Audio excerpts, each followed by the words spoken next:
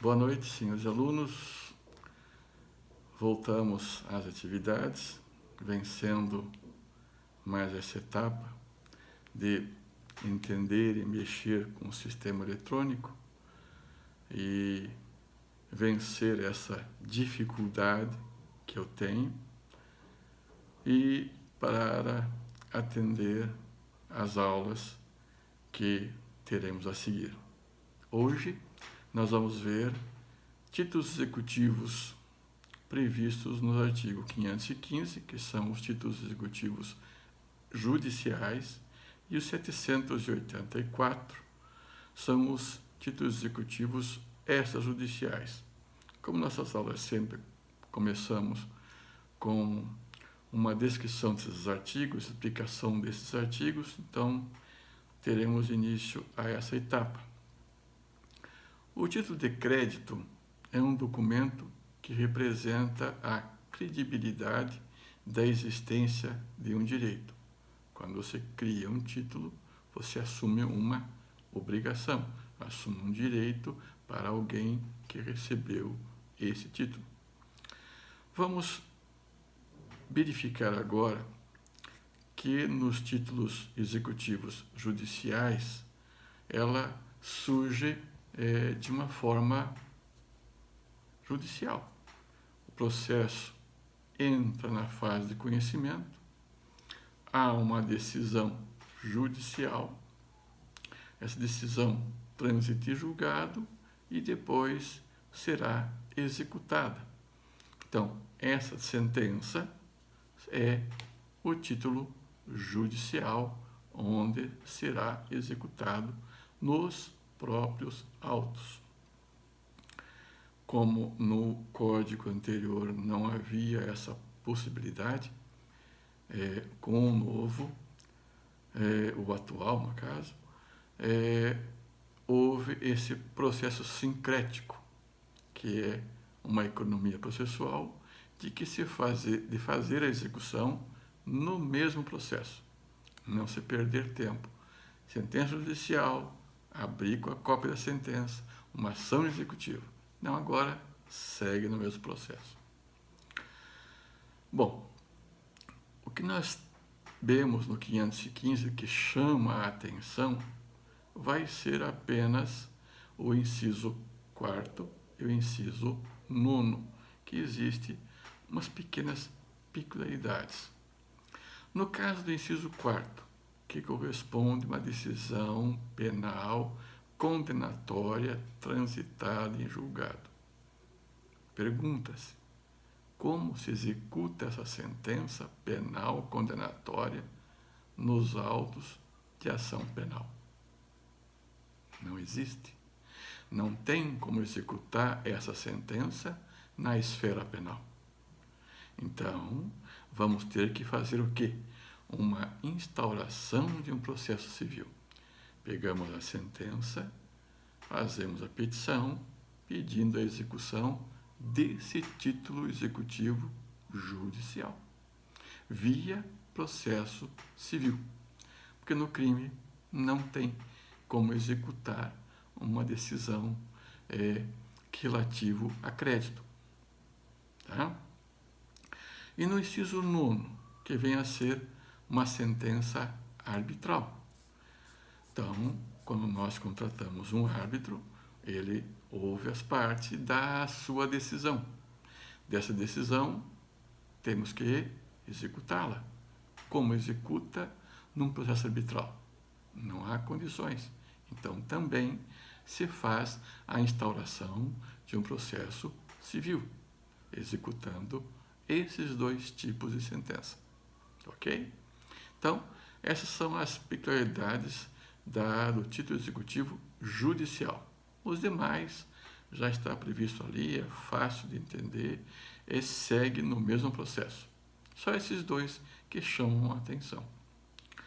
Agora, com relação ao artigo 783, que ele prevê que a execução para a cobrança de títulos de crédito fundar-se-á sempre em título de obrigação certa, líquida e exigível. sem esse tripézinho certo, líquido de exigibilidade, não se executa nada. Mas o que é essa certeza? O que quer dizer certo?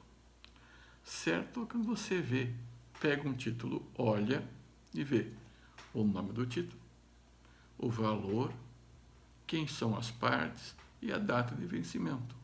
Você vê na hora, você já olha, esse aqui é um título de crédito, que esse é o devedor, esse aqui é o credor, esse é o data de vencimento e este é o valor principal, esse valor da dívida.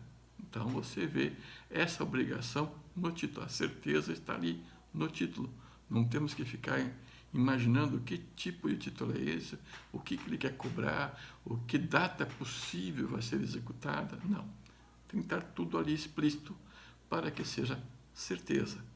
A certeza é, olhei, enxerguei, está ali. Ponto final. Exigibilidade.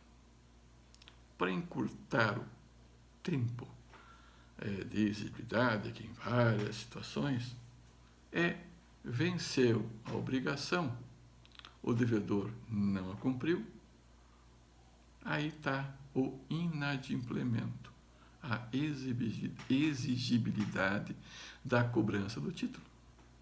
Então, quando a parte não cumpre sua obrigação, ele é inadimplente, vence esta questão, é exigível, então eu posso exigir essa obrigação.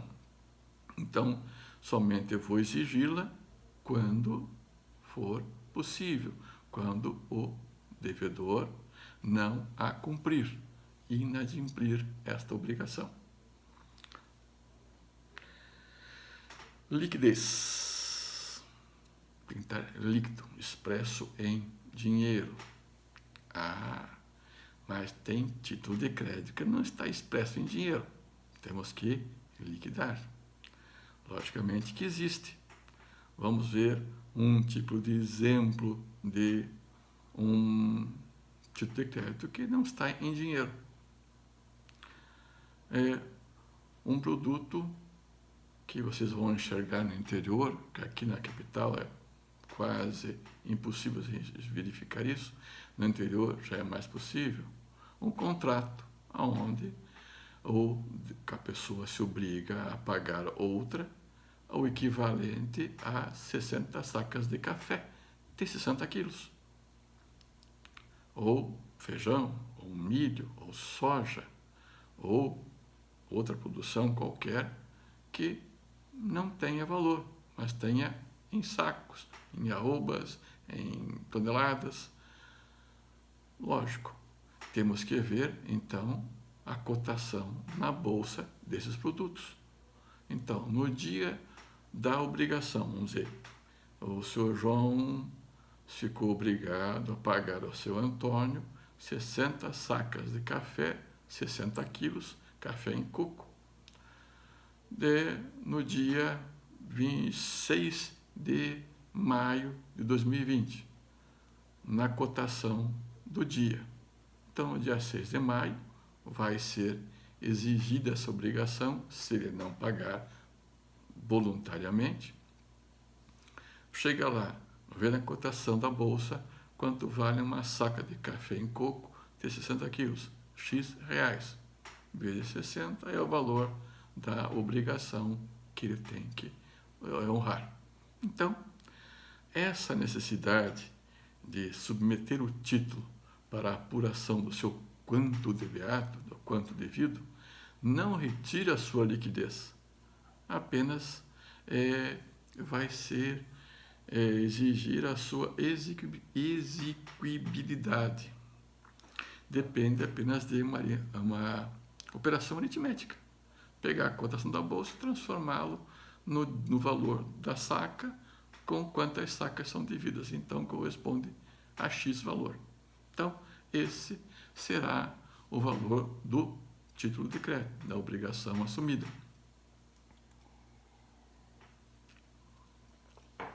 E isso está previsto no artigo 786, parágrafo único do CPC. O artigo 774 apresenta um rol de títulos de crédito. Este elenco não é exaustivo, não se limita só àquele que está ali escrito. Existem outros títulos de crédito previstos em leis extravagantes, como o termo de ajustamento de conduta, elaborado pelos legitimados em ações coletivas, previsto no artigo 5º, no artigo 6º da Lei 7.347, de 1985. As cédulas de crédito rural e cédulas de crédito industrial. Também em leis a de crédito rural, na Lei 167 de 67, e de crédito industrial na 413 de 69. E também um que vocês acham que não conhecem ainda, previsto no artigo 24 da Lei 8.906/94, que se é a execução do contrato de honorários. Então, o contrato de honorários é título executivo, previsto em lei extravagante. Então, é possível a sua cobrança. Tem em todo o território nacional a validade dos títulos extrajudiciais produzidos no estrangeiro, independente de homologação pelo Poder Judiciário, o STJ, desde que satisfaça os requisitos da formação exigidos pela legislação do país de origem e indique o Brasil como lugar de cumprimento da obrigação. Então, no 784, parágrafos 2º e 3º, está lá previsto essa questão. Os títulos executivos arrolados no 784 primeiro podem circular, pois dotados de atributos de autonomia e circularidade. Observação muito importante agora. Devem ser exibidos no original para ensejar a execução. Repetindo, somente no original. Cópia, xerox, fotografia não serve, é no original. O 784, inciso 1º, todos aqueles títulos lá, só no seu original. Esse é um cuidado que vocês devem ter.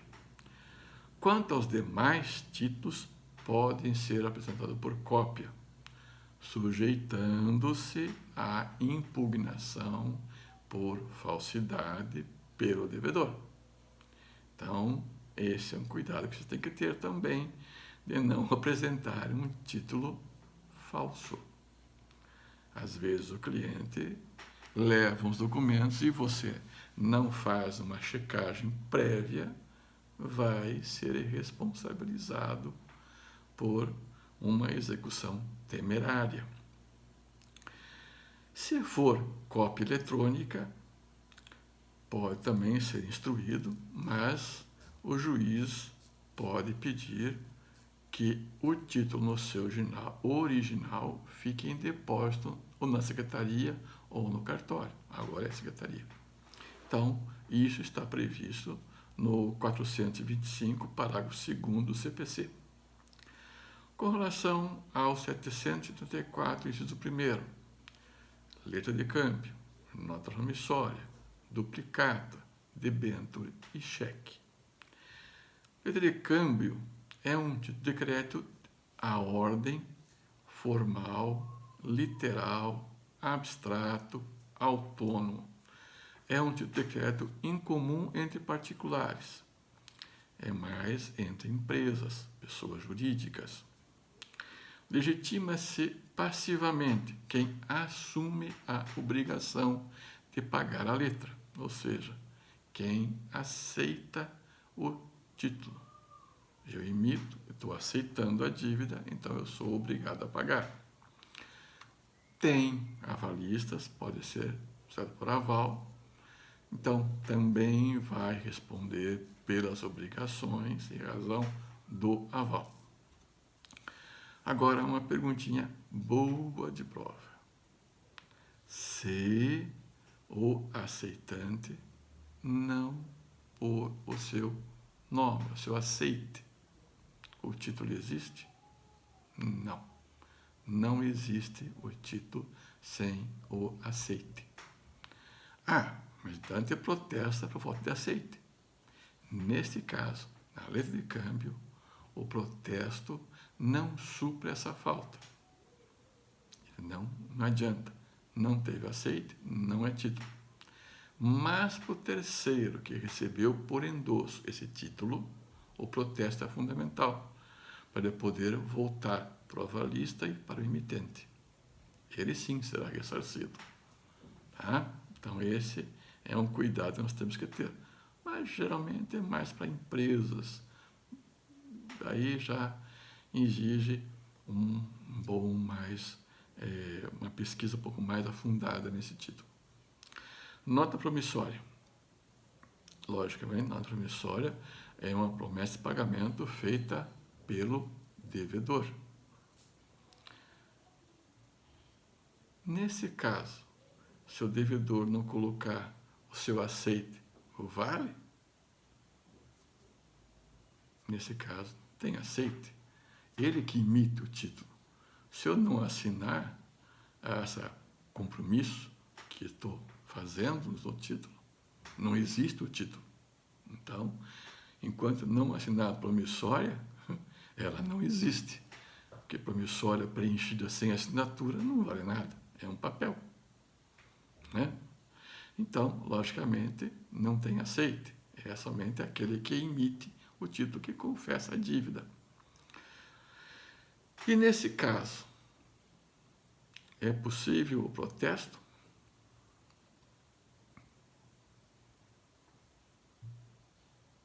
Claro. Não pagou, protesta, depois executa. Então, aqui está. A execução está condicionada a uma obrigação. Qual? Respeitar o seu vencimento. Não pode ser executado antes do prazo do vencimento, porque a dívida não está inadimplida. A obrigação dele não acabou, ainda não está obrigada. Então, ele não tem a obrigação de pagar antecipado, a não ser que o emitente queira pagar antecipadamente. Aí, lógico, quem é dono do título aceita ou não. Creio que vai aceitar. Bom, temos um cuidadozinho aqui. A falta de indicação do lugar da emissão inviabiliza a execução. Cuidado lá. Aonde foi emitido? Curitiba, Ponta Grossa, Foz do Iguaçu, Cascavel, Pato Branco, sei lá, mas aonde? Tem que ter esse detalhe. Se não tiver, o credor pode preencher? Deve. Tem que estar totalmente formal o título. Certo. Senão, não se executa. Então, qualquer falha, vocês podem preencher. É comum a nota promissória estar vinculada a um contrato. Logicamente que existem obrigações no contrato e também tem obrigações do título de crédito. Os dois são títulos de crédito. Os dois representam uma obrigação. Agora, essa nota promissória que é passada para um terceiro, ele pode executar a nota promissória. Agora, uma das partes do contrato não poderá executar. Quer dizer, o credor da nota, do título, não poderá executar a nota promissória, somente um terceiro. Porque esse credor está vinculado às condições do contrato e não do título. O título está como garantia. Desculpe. Então, para o terceiro, esse sim pode executar. Com relação às partes, não. Respeita os contratos e as obrigações ali estipuladas. Se houve falha, executa o contrato. Eu não posso tirar, desvincular a promissória e executar a promissória. Lógico, passa um terceiro, o terceiro executa. Agora, na execução é que vão aparecer todas essas situações. Se foi de boa fé ou se for de má fé. Somente se executa, o terceiro somente executa esse título se for de boa fé. De má fé, não vai executar. Vai morrer no processo essa situação. Vamos lá. Duplicata. Duplicata também exige o aceito para a sua executividade. Tem que aceitar. A duplicata tem que ter o aceite. Mas a pessoa não aceita. O que faz? O título vale ou o título não vale? O título vale sem aceite. Como é que eu executo? Protesta o título por falta de aceite. Aí o protesto vale. Neste caso, duplicata vale o protesto pela ausência do aceite. Supre o aceite. Na duplicata, não. Então, o protesto supre o aceite. Mas tem um pequeno detalhe. Aí, para você protestar esse título, você vai ter que levar o comprovante de entrega da mercadoria ou da execução do que você está obrigado a fazer. Somente quando você cumpriu a sua obrigação, pode exigir a do outro. Então, somente com esse demonstrativo de que você cumpriu o que você devia para exigir o seu ressarcimento, é que você pode protestar. Então, protesta com esses comprovantes, que é o canhotinho da nota fiscal, o recibo de entrega da mercadoria, ou da obra, alguma coisa que está vinculada a você fazer. Então, somente com isso é que se fará o protesto. Sem isso, o protesto não tem validade. Então, nas execuções, poderá vir respostas que você poderá não gostar se você não seguiu essas orientações, não seguiu essas obrigações de demonstrar que você cumpriu totalmente a sua obrigação.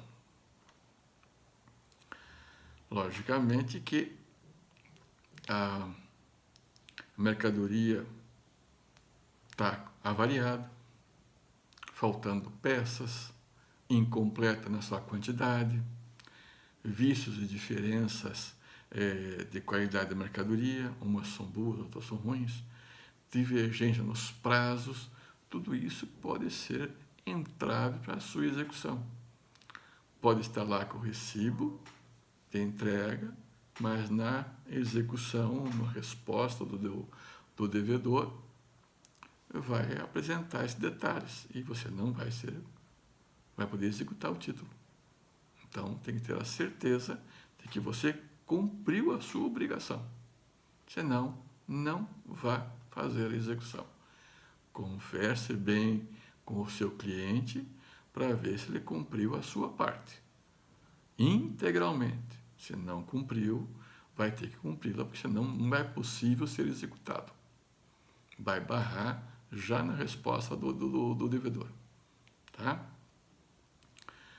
Esse título também pode ser transferido por endosso. Logicamente, o protesto me legitima a voltar à cadeia de responsabilidade do emitente, do responsável e de quem pegou o título. Tudo bem? Tem avalista.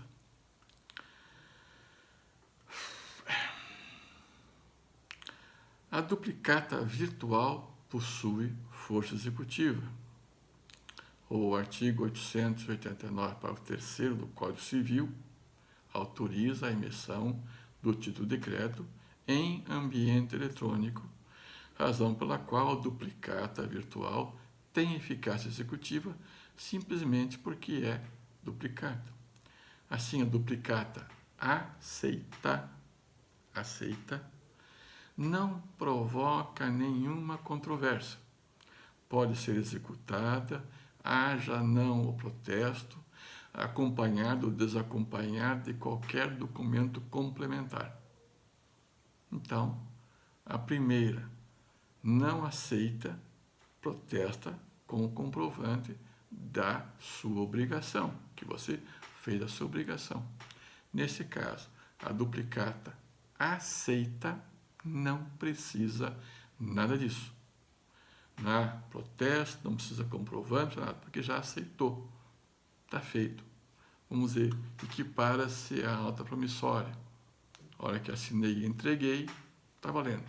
Duplicata aceita, confessado a dívida, não preciso provar mais nada. Então, muitas vezes, por isso que não se aceita duplicata, esperar a obrigação ser cumprida. Cheque. O que é um cheque? Cheque nada mais é do que uma ordem de pagamento à vista, passada em favor seu ou de terceiro. Logicamente que temos que ter o quê? De principal, provisão de fundos. Se não tiver fundos, é o famoso cheque voador, o cheque, vários títulos que são dados a esse título sem lastro monetário, né? É uma cláusula que está implícita nele, é de pagamento à vista. A hora que eu emitir, dizendo, olha, pode sacar o dinheiro que eu garanto. É a mesma coisa que eu desse o valor padrão monetário, uma nota de dinheiro para outra pessoa. Então, é uma ordem de pagamento à vista. Ah, mas se eu pré-datar, pós-datar, antes-datar, ele perde a validade? Será? Nós temos que seguir o que foi acordado. Se eu pré-datei o título, vamos aguardar a pré-datação.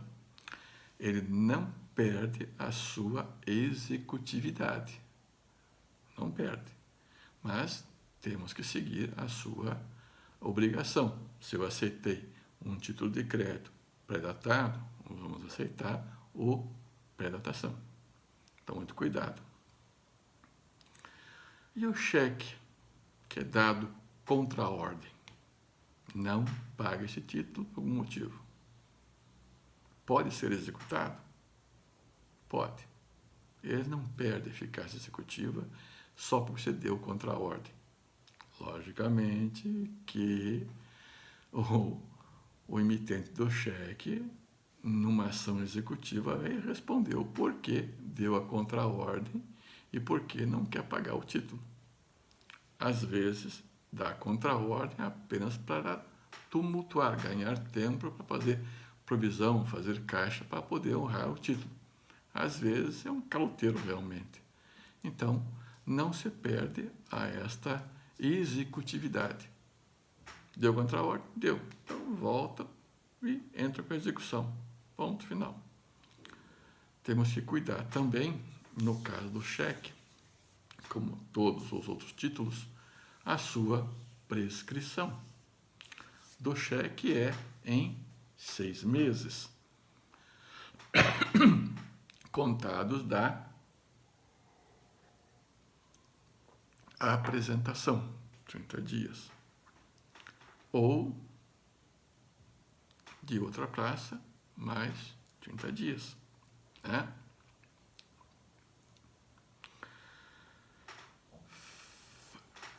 Outra coisa importante, quando ocorrer a emissão em praça diversa do pagamento, logicamente que a prescrição passa a um pouco mais longa. A localidade que está prevista é do banco existente.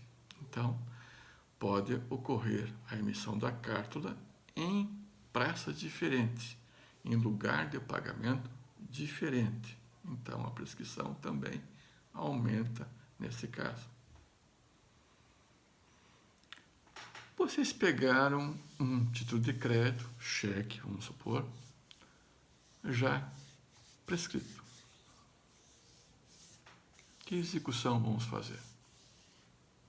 A de título extrajudicial não pode mais, porque já prescreveu. Temos a ação ordinária, ação de cobrança. Mas também temos a ação monitória, que é um pouco mais rápida. Nesse caso, quando o cheque está prescrito, ele perdeu a sua executividade. Ele passou de título de crédito para quê? Confissão de dívida. Então, é uma ação monitória ou uma ação de cobrança, que passou a ser confissão de dívida. Eu tenho um papel onde alguém diz que me deve X valor. Tá? Debênture. Debênture é a parcela de empréstimo tomada por sociedade anônima junto ao público em geral. Aos seus titulares, a debênture confere direito de crédito, previsto no artigo 52 da Lei 6.406/76. É dotado de privilégio geral, previsto no artigo 58, salvo quando constituído em direito real de garantia. Em princípio, o certificado representa a debênture. Todavia, como a emissão desse certificado tornou-se facultativa, em seu lugar, o exequente poderá apresentar a escritura de emissão da debênture. São incomuns as execuções de debêntures, que quase não tem mais uso, mas é possível. Item 2º. Escritura pública ou instrumento público assinado pelo devedor. Então, atribui-se força executiva à escritura pública e, em geral, aos instrumentos públicos assinados pelo obrigado. A escritura pública é uma espécie de instrumento público exteriorizando um negócio jurídico elaborado por tabelião ou notário. Artigo 7º da Lei 8.935/94. Ele é dotado de fé pública. A escritura pública faz prova plena das declarações dos figurantes do negócio, das partes do negócio, percebidas pelo tabelião a teor do artigo 405 do CPC, combinado com o artigo 215, caput, do Código Civil. Não admite contraprova. Não admite contraprova. Cabe à parte interessada em desfazer o negócio, ele tem que demonstrar a má-fé. Ele tem que quebrar a fé pública. Se ele conseguir quebrar a fé pública que tem aquele documento, ele destrói o título. Se não fizer isso, o título é válido. Esse título também é válido feito por tabelião incompetente. Um tabelião de outro lugar, não importa. Ele foi feito, assinado, a um oficial de registro certificou, está lá, é válido. Então, somente não terá força executiva se a parte interessada desconstituir, quebrar a fé pública que tem aquele documento. E qualquer outra obrigação que se faça perante o tabelião também são válidas. Em juízo, nós vamos ter a execução de uma escritura pública pelo traslado ou por quê? Por certidões do cartório, onde não terá assinatura do devedor. Lógico, porque é uma transcrição ou uma certidão do original constante no livro de registros. E lá está a assinatura do devedor. Então, por isso que Ah, não tem assinatura, não é válido. Não. É um documento público com fé pública.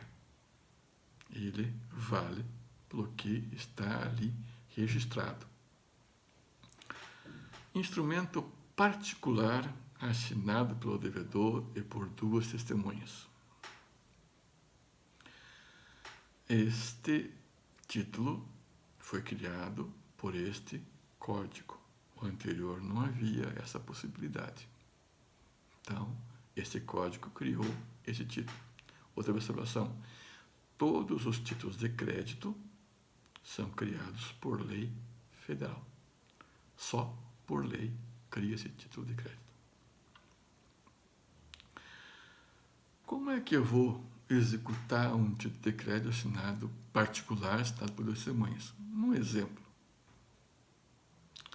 Vamos lá, um contrato de entrega futura de 70 sacas de feijão, 60 quilos.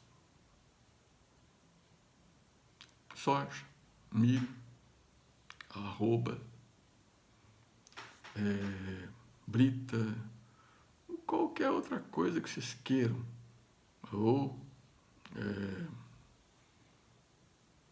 conversão de dívida. Então, você tem lá um documento que A se obriga a pagar a B tanto em sacos de soja de 60 quilos, de cotação do dia tal no vencimento. Então, está lá uma confissão, datado, a hora que duas testemunhas assinam, passa de confissão de dívida para título de crédito.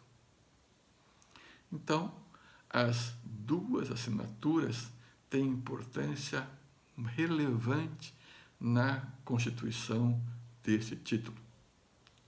Ah, mas se tiver só uma assinatura, é confissão de dívida. Se não tiver nenhuma, confissão de dívida, não é título de crédito. Posso opor depois? Não. Tem que ser feito no ato. Por quê? As duas testemunhas vão servir para que assistiram à realização desse negócio, que as partes não estavam coagidas por ninguém quando fizeram esse negócio. Essa é a função da testemunha, dar validade, dar fé ao contrato. Tá? Vamos lá. E a renegociação de dívida? Eu tenho uma dívida e faço uma renegociação. Sim, tendo duas testemunhas, vale essa renegociação de dívida. Não tem problema nenhum.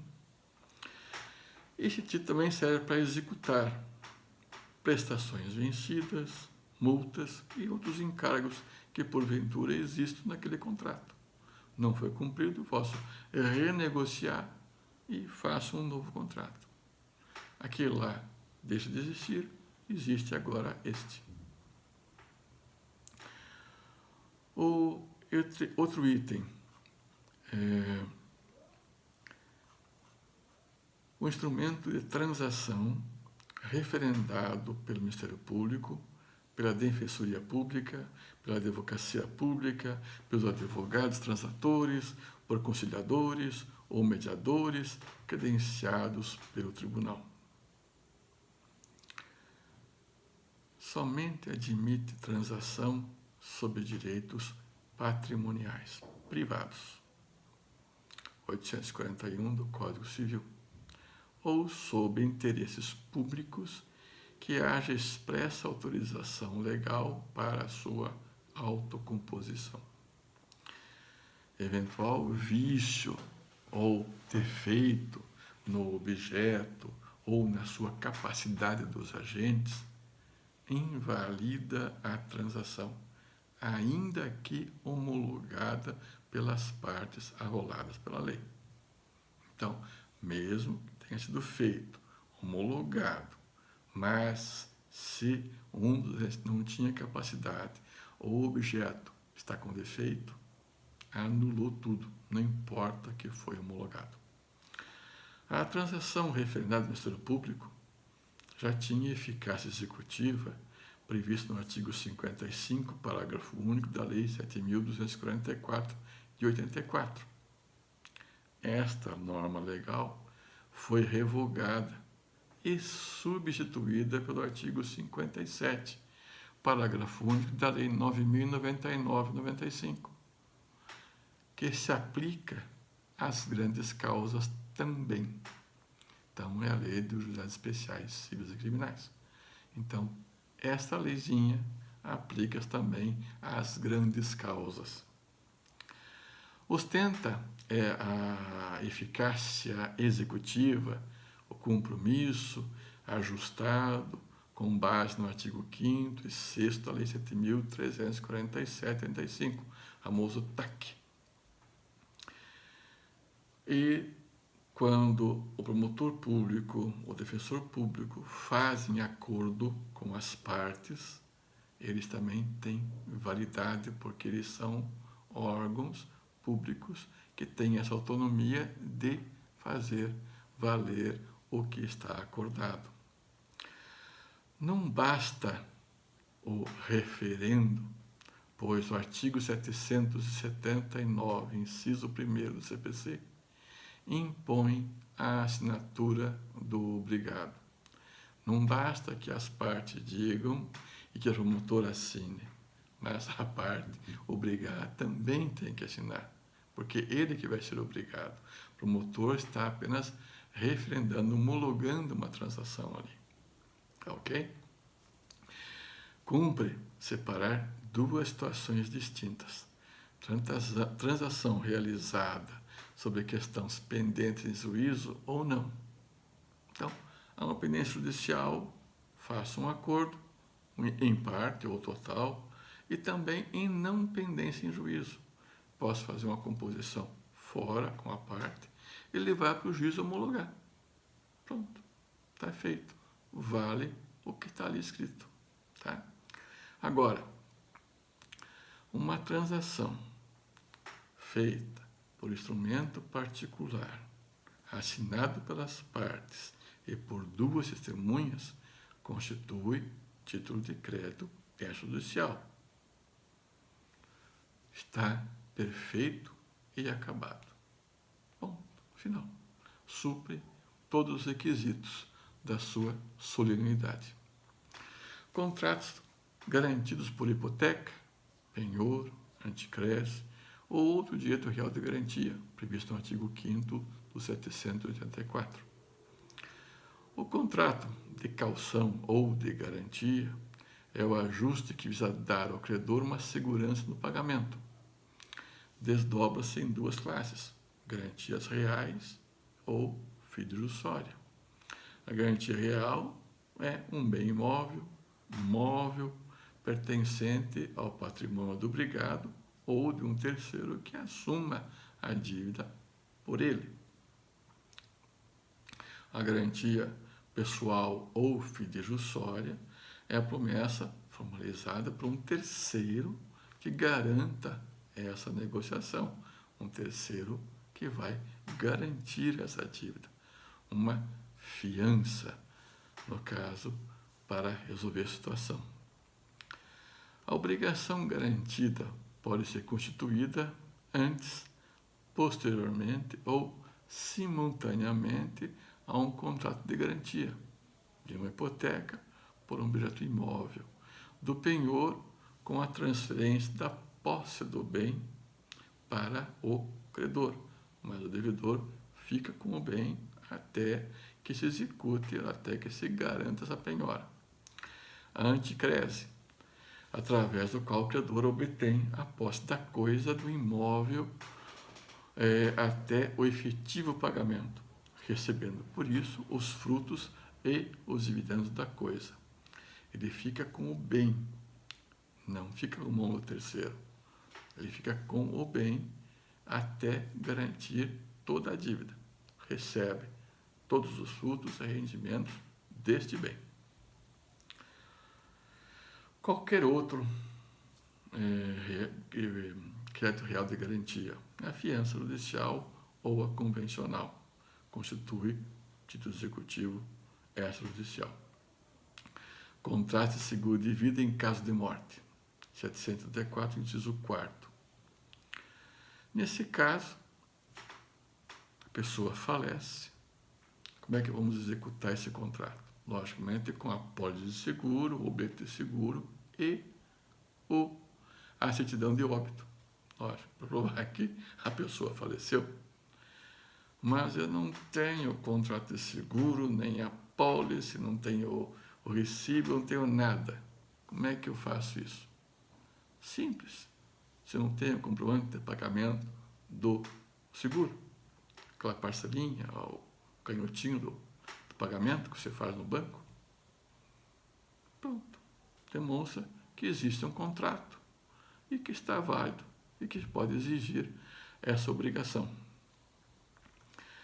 7º, crédito decorrente de foro ou laudêmio. Foro ou laudêmio decorre de conta de enfiteuse, mediante o qual o possuidor direto ou enfiteuta usufrui os poderes ínsto do domínio. Fica obrigado, no entanto, a um pagamento de pensão atual ou anual ao dono da coisa, ou a seu senhorio, né? Uma quantia proporcional sobre o preço da alienação do domínio útil. O artigo 2038 do Código Civil proibiu a constituição de enfiteuses e de subenfiteuses, subordinados a enfiteuses pré-constituídas, até sua extinção. Então, está no Código Civil como título de crédito, porque ainda existem enfiteuses do Código de 2016 existindo.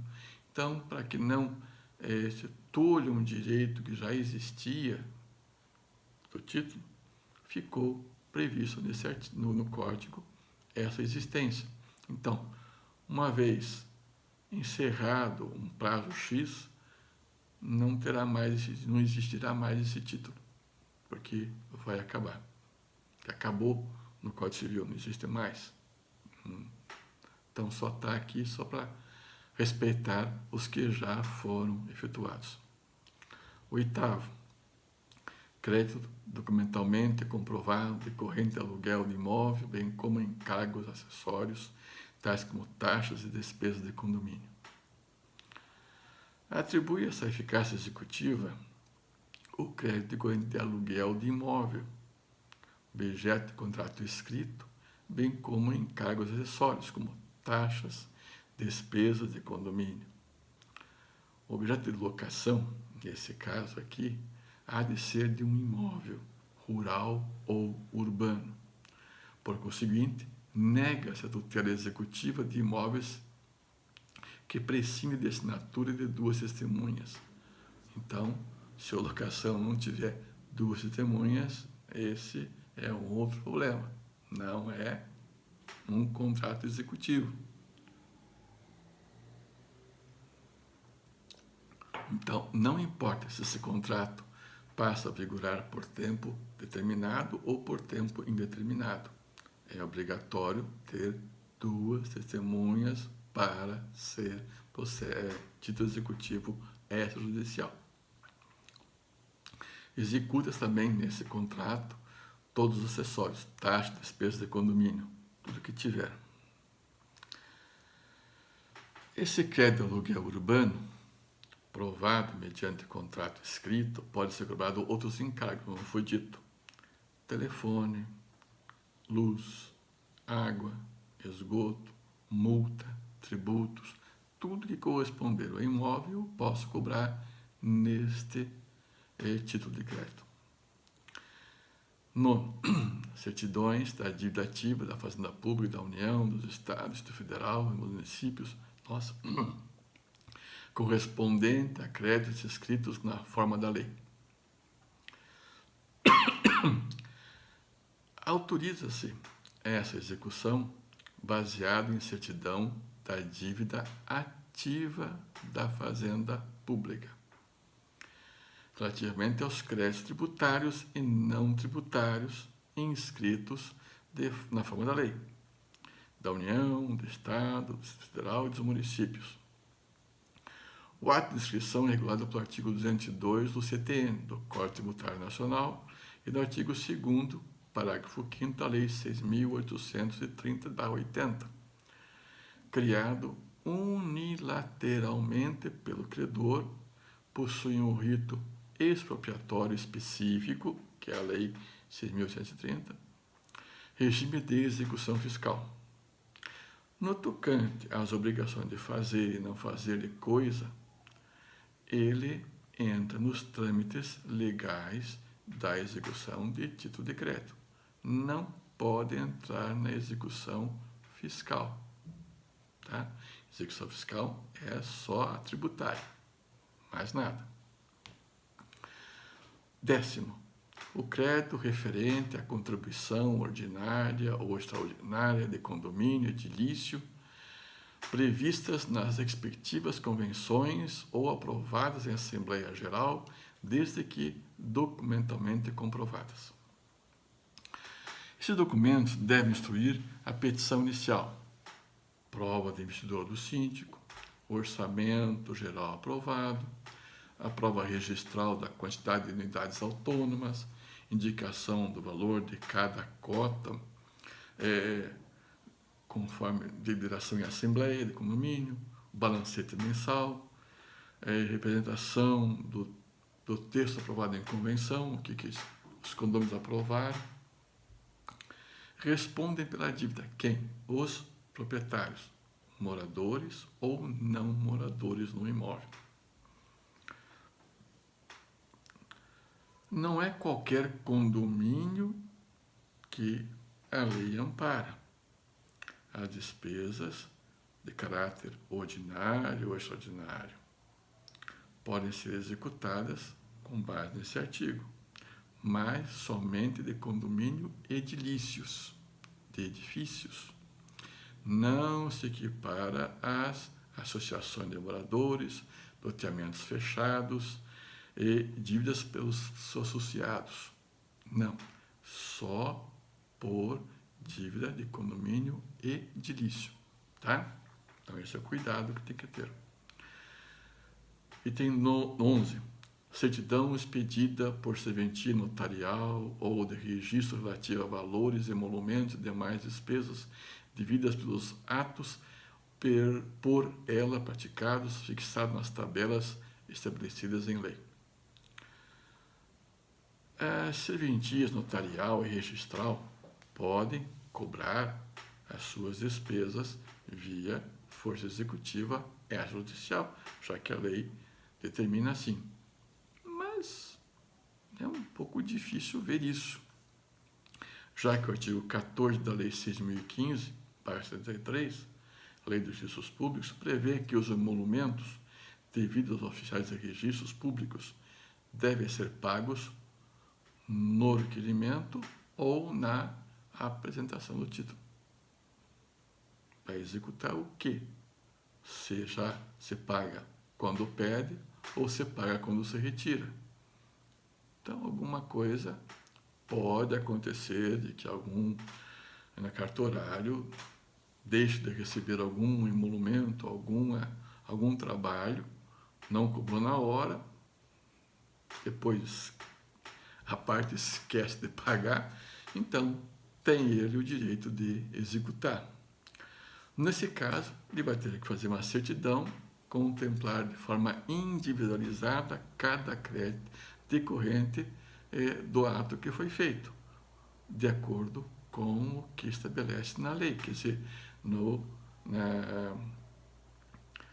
na lei da Corte de Justiça, que estabelece lá os valores de cada ato público, a lei de declaração judiciária. 12º, todos os demais títulos aos quais, por disposição expressa, a lei atribuir força executiva. Como dito, somente lei expressa, lei federal, pode outorgar eficácia executiva a um determinado documento.